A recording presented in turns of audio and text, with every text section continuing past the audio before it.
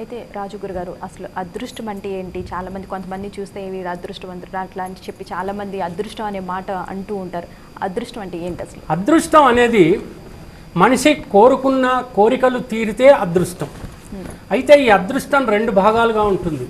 ఒకటి active fortune, అంటే ఇది భగవంతుడు వ్రాసి పెట్టింది, భగవంతుడు మనకి ఇచ్చినటువంటిది. యాక్టివేటెడ్ ఫార్చ్యూన్ అంటే మనం స్వయాన కృషితో అదృష్టాన్ని సంపాదించుకోవడం, అదృష్టాన్ని మన గుప్పిట్లో బంధించుకోవడం. అంటే ఒక ఉదాహరణ చెప్తాను.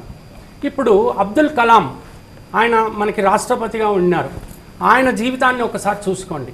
అతని జీవితం అంతా ఒక ఉద్యోగి, అతను సైంటిస్ట్గా ఉద్యోగం చేశాడు.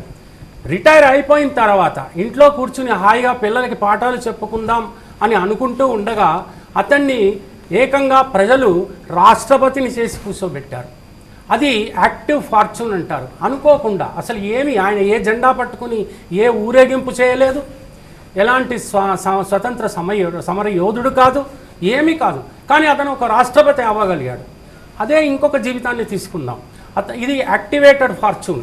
అంటే ప్రణబ్ ముఖర్జీ ప్రస్తుతం ఉన్నటువంటి రాష్ట్రపతి, ఆయన ఏం చేశాడు? చిన్నప్పటి నుంచి జెండా పట్టుకుని పార్టీల చుట్టూ ఒక రాజకీయంలో అతను అహర్నిశలు శ్రమించి కృషి చేసి చివరికి అతని వృద్ధాప్యంలో అతను రాష్ట్రపతి కాగలిగాడు అర్హత వల్ల. అంచేత అదృష్టాన్ని మనం భగవంతుడి నుంచి పొందలేకపోతే మనం ఖచ్చితంగా మన కృషి వల్ల అదృష్టాన్ని మనం తెచ్చుకోవచ్చు, దాన్ని గ్రాప్ చేయవచ్చు, దాన్ని పట్టుకోవచ్చు. అంచేత అదృష్టం అనేది రెండు రకాలు ఉంటుంది. అనవసరంగా తలబాదుకుంటూ నాకు అదృష్టం లేదు అంటూ మాత్రం ఎవ్వరూ కూర్చోకూడదు.